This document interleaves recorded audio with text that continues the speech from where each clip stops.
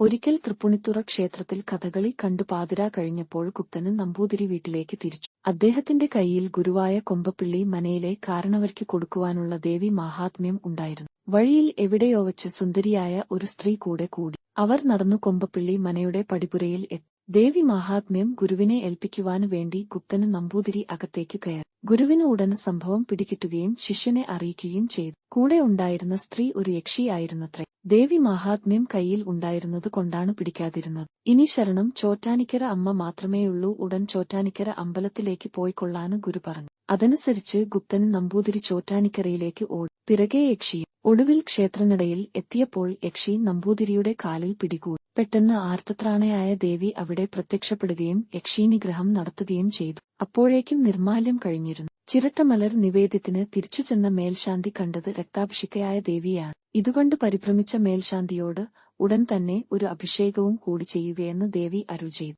അങ്ങനെയാണ് ചിരട്ടമലർ നിവേദ്യത്തിനു മുൻപ് 2 തവണ ദേവിക്ക് അഭിഷേകം നടത്തി തുടങ്ങിയത്.